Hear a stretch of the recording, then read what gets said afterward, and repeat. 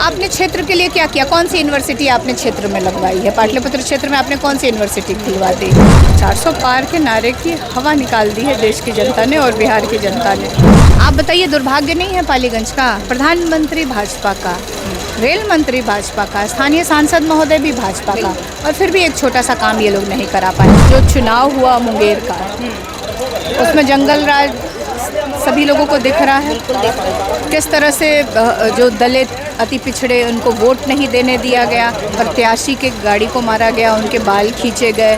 But आप देखिए कि कम से कम 150 से ऊपर सभा अभी तक तेजस्वी कर चुके हैं अकेले, और यही देखिए कि एक हेलीकॉप्टर से। और भाजपा के जो इस देश के इतिहास में नहीं हुआ, तेजस्वी को मौका मिला और उसने 17 महीने में जो काम किया, 5 लाख सरकारी नौकरी दिया, कि 10 वर्षों से प्रधानमंत्री जी ने जो वादा किया देश के साथ और बिहार के साथ, एक भी वादा उन्होंने पूरा नहीं किया। देखिए, पाटलिपुत्र लोकसभा सांसद प्रत्याशी मीसा भारती जी हमारे साथ हैं। मीसा भारती जी लगातार मेहनत करती हुई नजर आ रही हैं। जनसंपर्क यात्रा पिछले 15-20 दिनों से कर रही हैं। कैसा समर्थन मिल रहा है लोगों को? देखिए, जनता का बहुत समर्थन मिल रहा है, महिलाओं का समर्थन मिल रहा है, और ख़ास तौर पे नौजवानों का बहुत ज़्यादा समर्थन मिल रहा है, क्योंकि जो इस देश के इतिहास में नहीं हुआ, तेजस्वी को मौका मिला और उसने 17 महीने में जो काम किया, 5 लाख सरकारी नौकरी दिया है, तो युवाओं में और बहुत ज़्यादा एक उम्मीद जगी है उनके अंदर, और बहुत विश्वास तेजस्वी के प्रति वो लोग दिखा रहे हैं। और वहीं पे एक आक्रोश दिख रहा है जनता में, जिस तरह से बाहर आके निकल के वो लोग बोल रहे हैं कि 10 वर्षों से प्रधानमंत्री जी ने जो वादा किया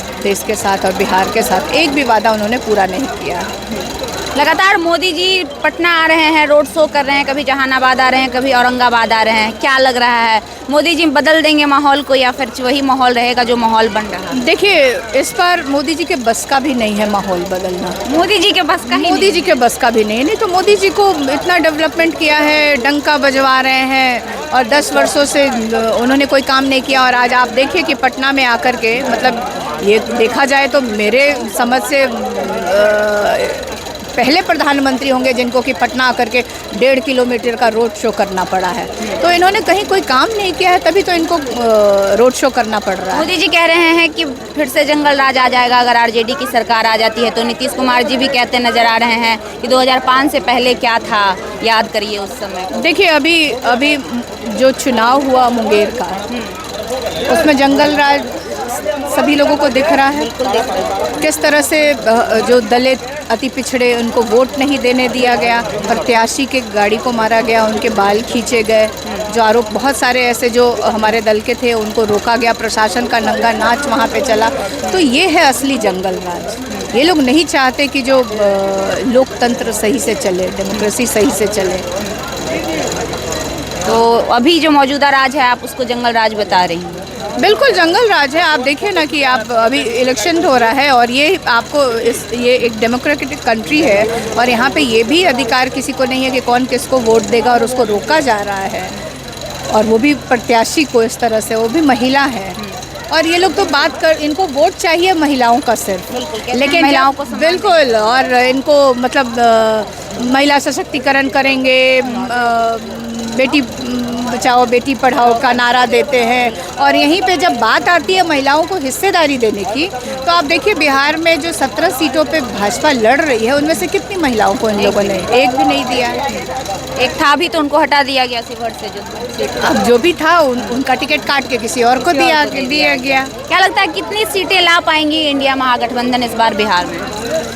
देखिए, मुझे लगता है कि 4 चरणों का यहाँ चुनाव बीत गया, और मुझे नहीं लगता है कि एक भी सीट एनडीए गठबंधन और भाजपा एक भी सीट यहाँ से नहीं जीतने जा रही। भाजपा तो दावा कर रही है हम सारे सीटों पर जीत, तो बहुत सारे 400 पार का भी दावा कर रही थी। अब प्रधानमंत्री जी क्यों नहीं नारा लगाते अपने मन से कि 400 पार आएगा? तो 400 पार के नारे की हवा निकाल दी है देश की जनता ने और बिहार की जनता ने।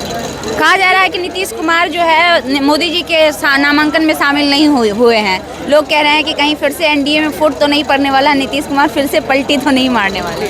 देखिए, अब ये क्या कहें हम उनके ऊपर, क्योंकि वो बड़े हैं और कब क्या करेंगे ये कोई नहीं जानता है। लेकिन आप तो वही बता सकते हैं उनके बारे में मैं क्या कहूँ। तेजस्वी यादव के कमर में दर्द है, फिर भी वो लगातार इस रोड शो कर रहे हैं, लगातार हर जगह पर जाकर लोगों से अपील कर रहे हैं कि आप हमें वोट करिए। कितना मुश्किल लग रहा है, देखा जाए तो आपके पूरे परिवार में लालू प्रसाद यादव अलग ही बीमार रहते हैं हमेशा, तेजस्वी यादव इतने परेशान पड़े हैं और आप दो बहनें जो हैं लगातार मेहनत करती हुई नजर आ रही। कितना मुश्किल होता है, कितना चुनौतीपूर्ण ये सारी चीज़ें? देखिए, मुश्किल तो होता है, लेकिन मुश्किल आसान कर देती है क्षेत्र की जनता और जनता का समर्थन। तो जो हमारे पिताजी को और तेजस्वी अभी, क्योंकि उनको दिक्कत भी हो रही है, बीमार भी हैं, और फिर भी लगातार वो दिन में 3-4 सभाएं सब जगह कर रहे हैं और अकेले बिहार को संभाले हुआ है इंडिया गठबंधन की तरफ से। और भी नेता आ रहे हैं उनका साथ देने, बट आप देखिए कि कम से कम 150 से ऊपर सभा अभी तक तेजस्वी कर चुके हैं अकेले।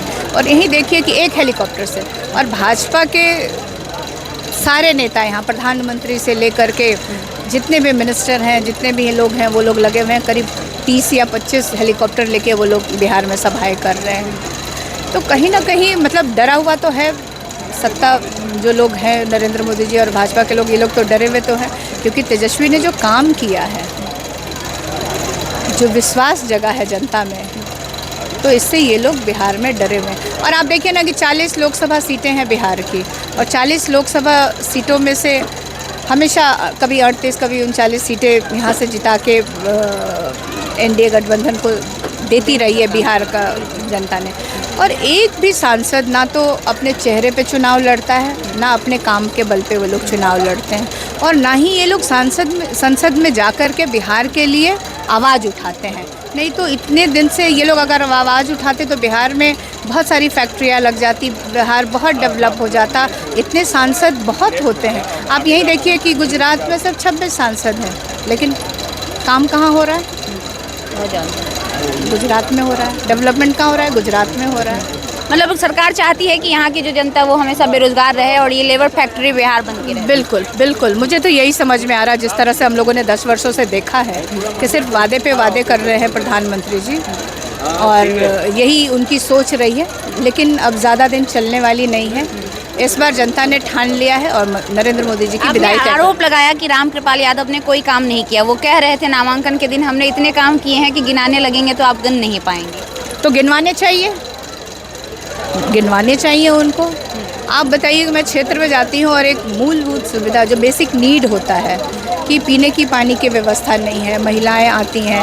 आपने क्षेत्र के लिए क्या किया? कौन सी यूनिवर्सिटी आपने क्षेत्र में लगवाई है? पाटलिपुत्र क्षेत्र में आपने कौन सी यूनिवर्सिटी खुलवा दी? कोई आप बताएं कि किसी तरह की आपने फैक्ट्री लाई है, कहीं से आप निवेश लेकर के आए हैं, क्या लेकर के आए हैं, आखिर आपने क्या दिया है? देखिए, जो एक सरकार जो सड़क बनाती है, जो करती है, वो तो एक आम सा काम हुआ, वो तो कोई भी गवर्नमेंट रहेगी सब लोग करते हैं, वो बनेगा ही बनेगा। आप सांसद होते हुए आपको पाटलिपुत्र की क्षेत्र ने 2 बार आपको मौका दिया, आपने क्षेत्र के लिए क्या किया वो बताइए ना आप जनता को। क्या मुख्य कमियां आपको दिख रही है जो बार बार आप पाटलिपुत्रा क्षेत्र को ही सेलेक्ट कर रही हैं? 2 बार आप असफल रही, तीसरी बार फिर से आप एक कोशिश में जुटी हुई हैं, क्या कमी दिख रही है? देखिए, बार बार मैं खुद नहीं जीतती हूँ, पार्टी का ये निर्णय होता है और जनता के डिमांड पे ही जनता मांग करती है, इसलिए मुझे टिकट दिया गया है। क्या कमी दिखता है आपको? देखिए, कमियाँ तो बहुत है। आप देखिए, 6 विधानसभा होता है पाटलिपुत्रा में, और सबकी अपनी अपनी अलग अलग समस्या। मैं एक छोटा सा उदाहरण मैं देना चाहती हूँ। पाली विधानसभा में जब मेरे पिताजी रेलवे मंत्री थे, तो उन्होंने 2007 में वहाँ पालीगंज में शिलान्यास किया था बिहटा औरंगाबाद रेल लाइन का। आज तक वो शिलान्यास वैसे ही बैठा हुआ है, क्योंकि शायद वहाँ मेरे पिताजी का नाम लगा है बोर्ड पे, वो फिर से आता।